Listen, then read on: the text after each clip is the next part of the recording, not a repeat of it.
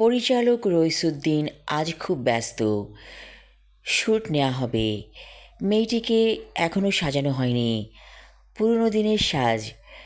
আজ থেকে অনেক বছর আগের কাহিনী।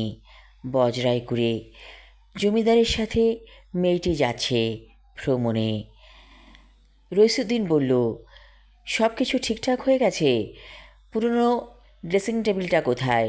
সেখানে দাঁড়িয়ে মেয়েটি নিজেকে দেখবে, অর্থাৎ সুদীপা।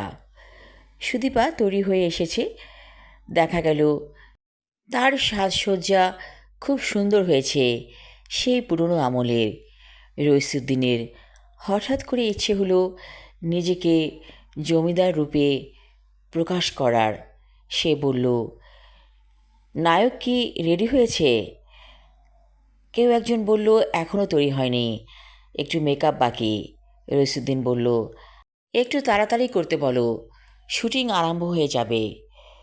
নায়ক এসেছে সামনে। তাকে দেখে রইসুদ্দিন অবাক চোখে তাকিয়ে আছে।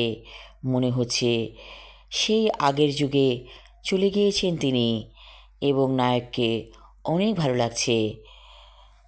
তারপর বজরার কাছে যে শুটিং করতে হবে, তার আগে একটা দৃশ্য আছে। সুদীপা তার রুমে দেখবে আয়নাতে চেহারাটা। সুদীপা বলল, আমার শিথিল সিঁদুরটা আরেকটু মোটা করে দিতে হবে। কিন্তু রইসুদ্দিন বললেন, তুমি তো আর সত্যিকার অর্থে জমিদারের স্ত্রী না, তুমি একজন রক্ষিতা হিসেবে যাবে তার সাথে, তাই সিঁদুরটাকে অতটা প্রকাশ করা হলো না।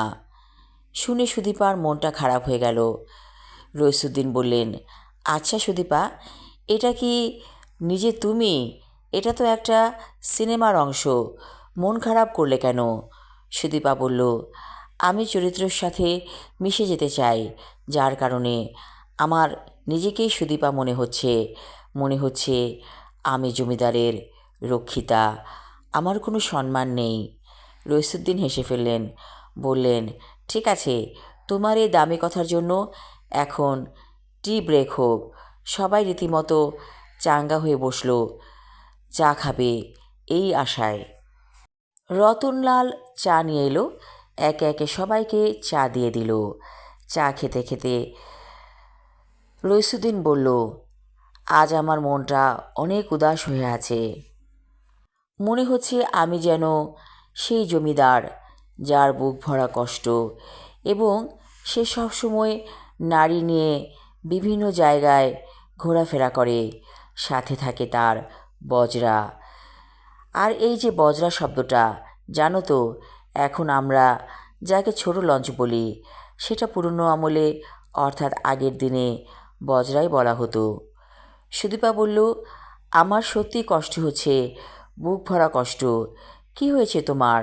রইসুদ্দিন চমকে তাকালেন সুদীপার দিকে।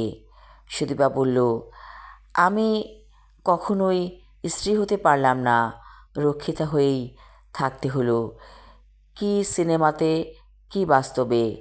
রইসুদ্দিন বলল, কি বলছে এসব? কি হয়েছে তোমার? সুদীপা বলল, না, কিছু হয়নি, এমনিই বললাম কথাটা।